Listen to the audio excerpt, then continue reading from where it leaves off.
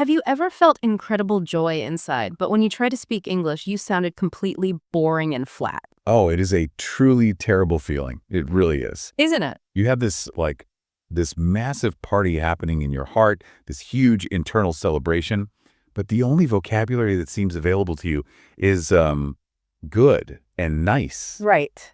And the result, you just sound completely monotone, completely unengaged, And worst of all, like a robot. exactly. And that is the pain point we are targeting today. We are going to fix that immediately by giving you the exact natural, energetic phrases that native speakers use to express authentic excitement and joy. Okay, I'm ready. Our mission is to ensure you never feel linguistically stuck or, boring ever again. We'll unlock that vocabulary, helping you sound natural and absolutely full of life, starting right now.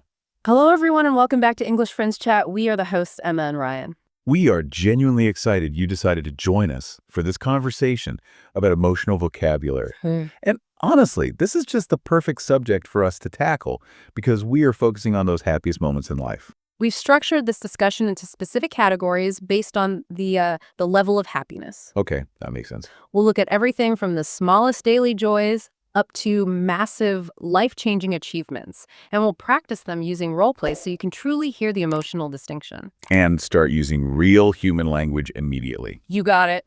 I am so ready to retire the robot voice. I want the world to feel my joy and connect with me. Excellent.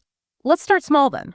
The foundation of happiness often rests in the small things, right? The daily routine things. Minor moments. The minor moments of enjoyment that just make life pleasant. Like that first perfect sip of coffee in the morning, that quiet satisfaction of it. Yeah. Or when the sun finally breaks through after a week of miserable gray rain. These are small, incremental moments, but they absolutely shift your mood and set the tone for the day. They really do. And this is exactly where those boring robot phrases sneak in most often. If I ask you casually, "How's your coffee today?" and you reply, "It is good." That's it. Conversation over. It just ends. The interaction ends abruptly, and we missed a chance to connect over a shared, positive feeling. So how do I convey that I'm not just, tolerating the coffee, but genuinely enjoying it?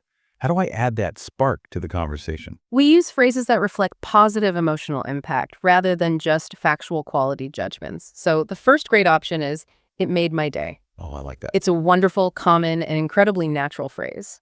The second is similar. "It brought a smile to my face." Both expressions suggest that this small thing had a genuine, positive effect on your emotional state.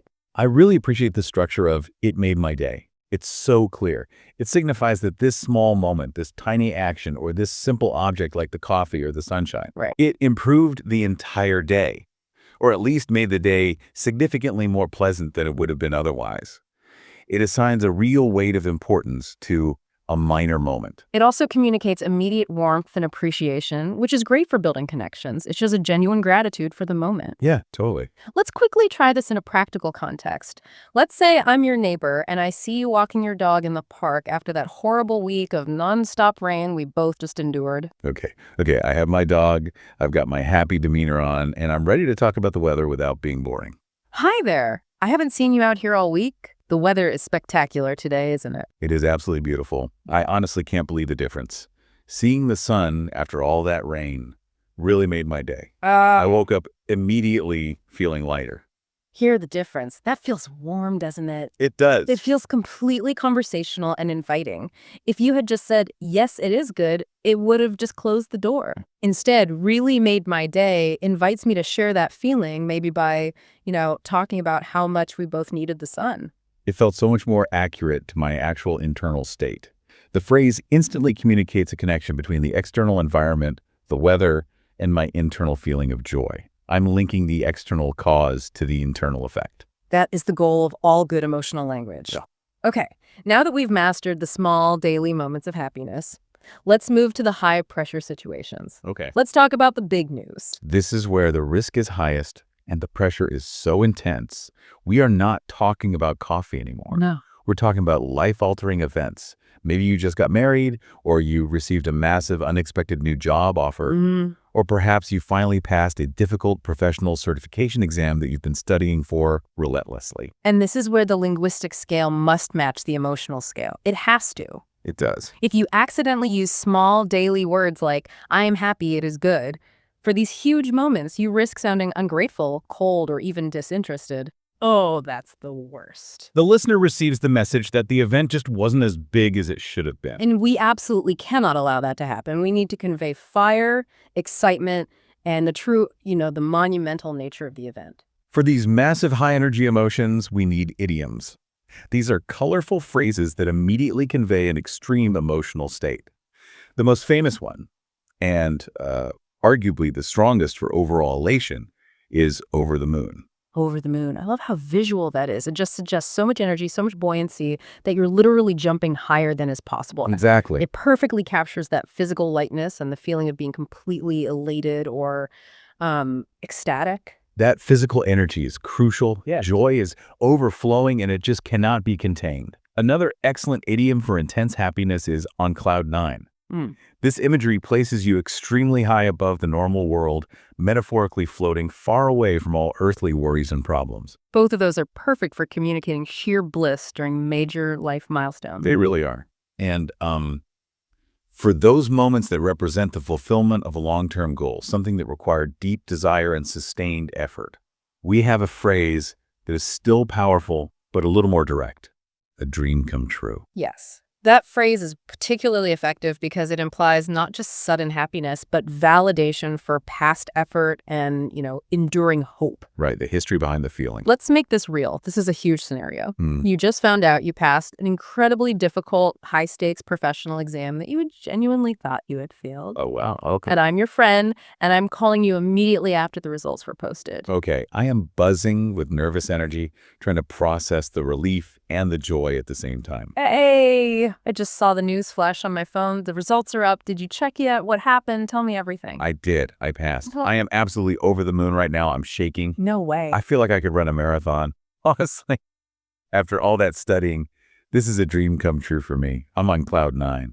Wow, I felt that. That energy was perfect. You didn't just communicate the fact that you passed. Right. You communicated the magnitude of the achievement. As your friend, I immediately feel your happiness, and I'm celebrating right alongside you.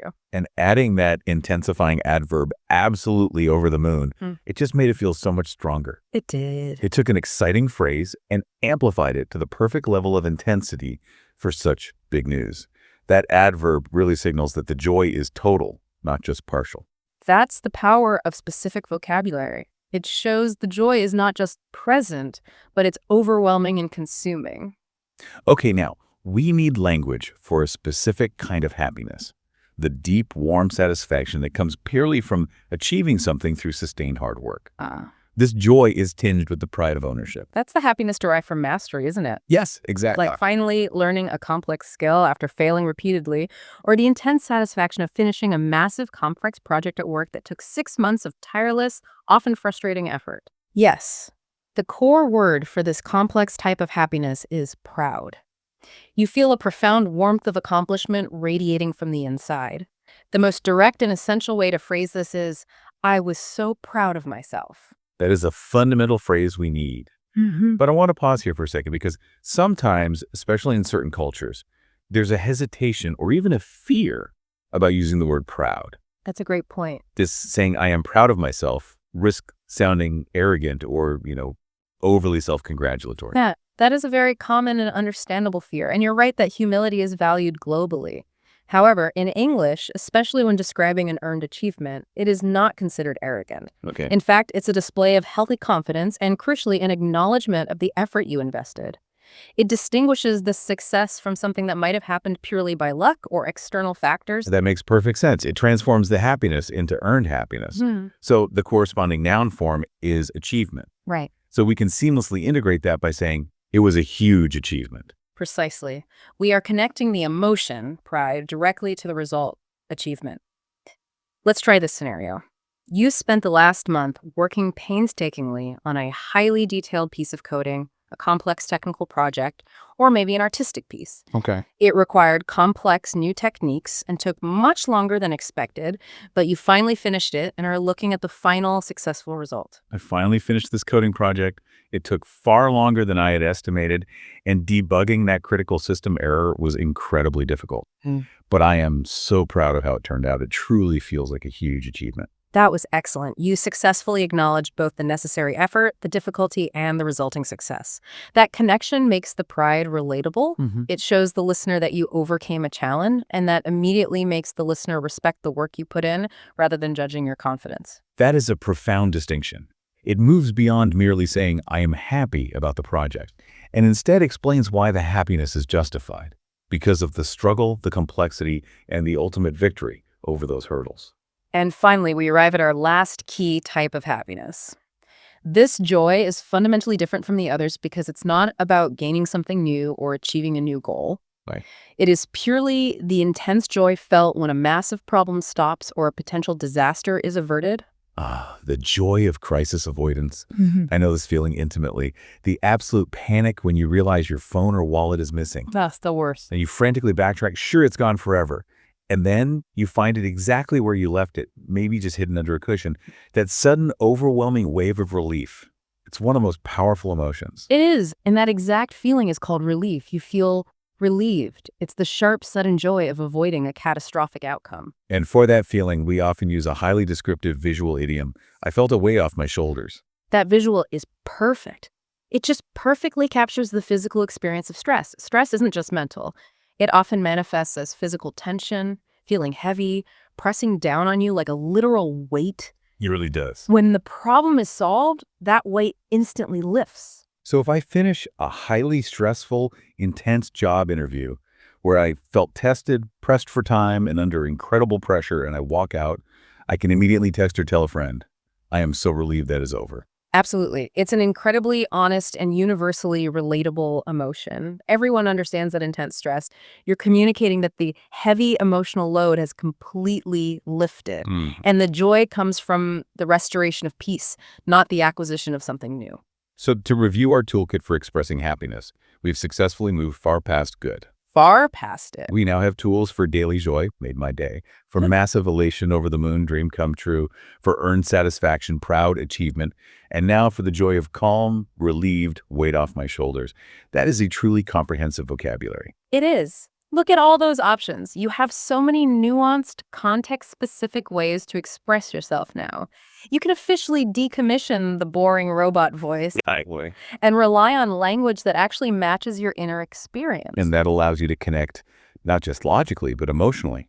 You can be over the moon and sound like it. You could be proud of yourself and articulate the achievement that earned that pride. You Exactly. could be relieved and share the sense of peace that returned. Having the linguistic tools to match your internal experience with your external expression is fundamentally how you share your authentic self and truly connect with people's hearts in English. And that brings us to our favorite part of every discussion, It does. the question of the day, which involves you directly. We want to know, right now, what was a happy moment for you this week? It can be small, like finding a parking spot immediately or having a perfect coffee moment that made your day. Or it could be massive. Or massive, like hearing great news that truly felt like a dream come true. The crucial part is this. Please write it in the comments below using one of the new, nuanced phrases we learned today. Yes. Put this vocabulary to practice in a real, meaningful context right now. We read every single comment, and honestly, seeing you engage and practice this language is what truly makes our day. It really is. It is the real achievement for us. If you enjoyed this conversation and found it useful for upgrading your emotional vocabulary, please make sure you hit the like button and subscribe for more real English conversations and advanced language lessons. Thank you for joining us. Keep learning and keep smiling. See you next time. Bye.